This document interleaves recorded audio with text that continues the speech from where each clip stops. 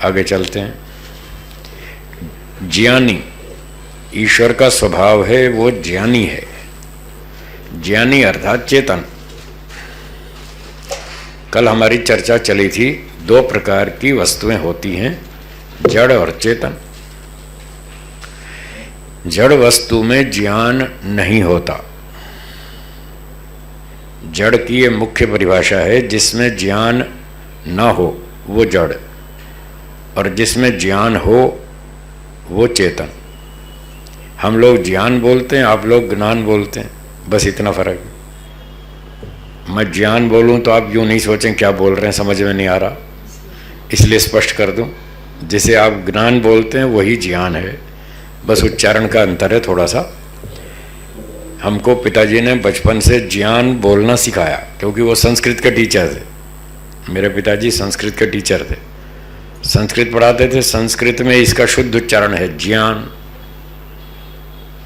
तो घर में वेद पाठ होता ही था, रोज हवन भी होता था, तो हमको पाठ सिखाते थे, ऐसे बोलो, ऐसे मत बोलो, ऐसे बोलो, ये ठीक है। लोग ज्ञान बोलते थे। उत्तर भारत में इसका उच्चारण है ज्ञान।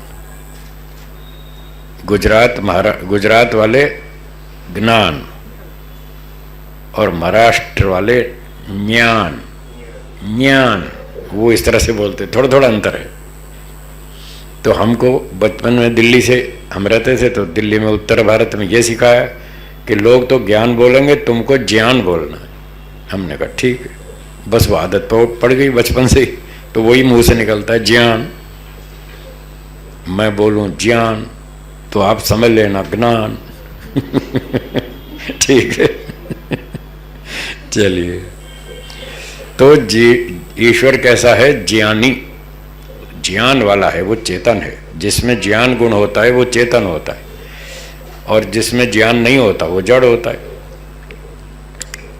अब ज्ञान गुण के साथ और बहुत सारे गुण जुड़े हुए हैं। अगर ज्ञान होगा तो इच्छा भी होगी, वो तो फिर उसके साथ कई सारे गुण जुड़े हुए होते हैं। जड़ वस्तु में ज्ञान नहीं होता, इसलिए इच्छा भी नहीं होती, द्वेष भी नहीं होता। चेतन में ज्ञान होता है, इच्छा भी होती है, द्वेष भी होता है। जो ज्ञान गुण वाला है वो चेतन होता है।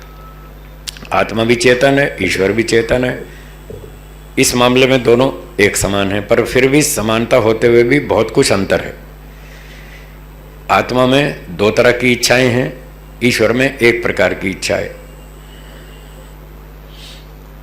स्वार्थ की, परोपकार की। आत्मा में दो तरह की इच्छा है, ईश्वर में एक तरह की, सिर्फ परोपकार की इच्छा है।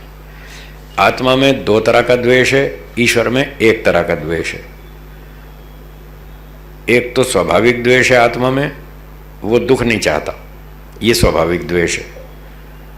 और कोई दूसरा धोखा दे, परेशान करे, तो उससे भी द्वेष हो जाता है। ये आत्मा में होता है। ईश्वर में जो द्वेष है वो स्वाभाविक द्वेष तो है, बुराई से, अविद्या से, मूर्खता से, पाप कर्मों से उसको द्वेष है। वो नहीं चाहता कि संसार में ऐसा हो, फिर भी लोग करते हैं, और करने पर भी ईश्वर दुखी नहीं होता।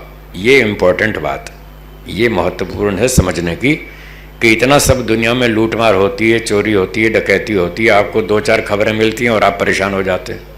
वहाँ बम फूट गया, वहाँ अत्याचार हो गया, वहाँ लूट लिया, वहाँ बैंक डकैती हो गई। वो दो चार घटना सुन के ही आप विचलित हो जाते हैं। ईश्वर तो 24 घंटे देखता रहता है, सारा ही दिन देखता रहता है, और फिर भी सारी दुनिया को देखता है, सारे पाप कर्म देखता है, सारे अन्याय होते हुए देखता है, फिर भी जरा भी विचलित नहीं होता, जरा भी उसको टेंशन नहीं होती।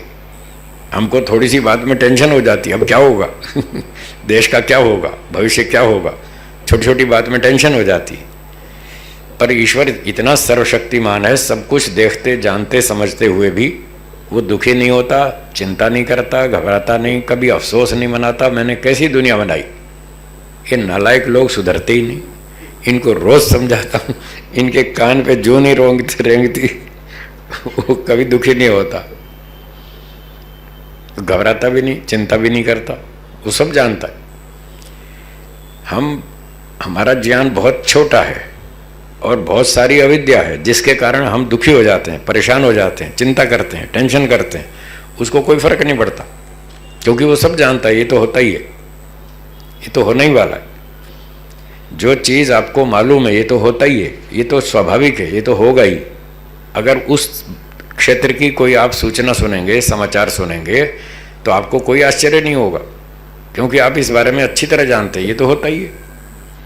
मान लो आपको समाचार मिले कि कल दिनेश कुमार ने सुबह स्नान किया, आपको ये मैसेज दिया गया दिनेश कुमार ने सुबह स्नान किया, तो कौन सी मुसीबत आ गई? इसमें क्या आश्चर्य की बात है? सारी दुनिया स्नान करती है, तो दिनेश कुमार ने कर लिया तो क्या मुसीबत है? कुछ भी नहीं। तो नॉर्मल बात है। लेकिन अगर ये पता चले कि बोरीवली में बैंक में डकैती हुई, 50 करोड़ रुपए लूट लिए, तो आपको आश्चर्य लगेगा, झटका लगेगा, अरे ऐसा हुआ। क्योंकि आप उसकी कल्पना नहीं करते, स्नान की तो रोज ही कल्पना करते हैं, तो वो कोई नई बात नहीं है। तो ईश्वर कोई नई कल्पना नहीं करता, उसको तो पता है रोज डकैती होती है, यहाँ भी होती है, वहाँ भी होती है, फैक्ट्री में चोरी होती है, मजदूर लोग चोरी करते हैं, वो सेठ को भी पता है, वो इसीलिए टेंशन में कि मेरी फैक्ट्री में चोरी होती है। ईश्वर को भी पता है, पर वो दुखी नहीं है, ना उसको टेंशन, बस ये फर्क है। चलिए आगे चलते हैं। तो ये बात हो गई ज्ञानी की। ईश्वर पूर्ण ज्ञानी है, उसके लिए कुछ भी नया नहीं है, कोई भी घटना नई नहीं है, सब कुछ होता है, वो देखता है, फिर भी वो दुखी नहीं होता, ना द्वेष करता, परेशान नहीं होता। ये हुई ज्ञानी। और ज्ञानी में उसके पास संपूर्ण ज्ञान है, A to Z, दुनिया में कितने पदार्थ हैं उन सबको जानता है, कितने प्रकृति के परमाणु हैं वो सब जानता है, कितने सत्वगुण हैं, कितने रजोगुण हैं, कितने तमोगुण हैं, टोटल संख्या जानता है, कितनी जीवात्माएं हैं उनको भी जानता है। सत्व, रज और तम, इन तीनों का सम्मिश्रण करके इनसे क्या क्या वस्तुएं बनाई जा सकती हैं वो सब जानता है। जैसे आप जानते हैं भाई गेहूं का आटा है हमारे पास, या गेहूं है, तो गेहूं से कितनी आइटम बनाई जा सकती हैं, आप बहुत सारी तो आप भी जानते हैं। गेहूं से आटा पीस के रोटी बना लो, उसके आटे का पराठा बना लो, हैं, फाड़ा बना लो, जिसको आप फाड़ा बोलते हैं गुजराती में, फाड़ा, दलिया, दलिया, हाँ उसको हमारे यहाँ वहाँ गुजरात में फाड़ा कहते हैं। कोई शीरा बोल देते हैं, घी ज़्यादा डाल देंगे, मीठा डाल देंगे, वो शीरा हो जाता है, गेहूं का शीरा।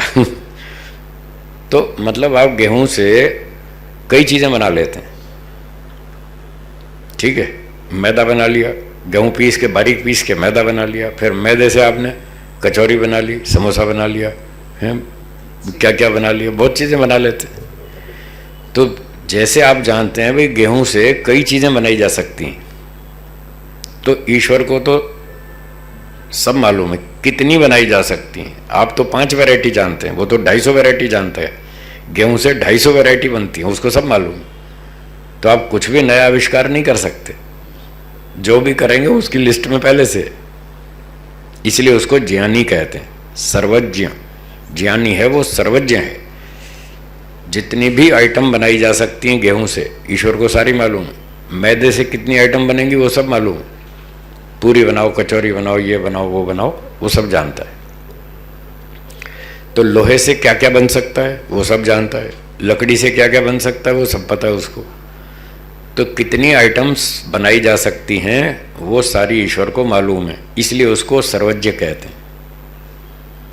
और कितने जीवात्माएं हैं, वो किस किस प्रकार के कर्म कर सकते हैं, वो पूरी कर्मों की लिस्ट भी पूरी मालूम है। करोड़ों प्रकार के कर्म हैं, करोड़ों, और उसके पास लिस्ट पूरी कंप्लीट है। आप कोई नई वस्तु नहीं बना सकते, कोई नया कर्म ऐसा नहीं कर सकते जो ईश्वर की लिस्ट में ना हो। अगर उसकी लिस्ट में नहीं है और आपने कोई नई चीज बना दी तो फिर उसका ज्ञान अधूरा अधूरा मानना पड़ेगा। पर अधूरा तो है नहीं, उसका ज्ञान तो पूर्ण है। पूर्णमदः पूर्णमिदं पूर्णात् पूर्णमुदच्यते। ईश्वर पूर्ण है, जगत भी पूर्ण है।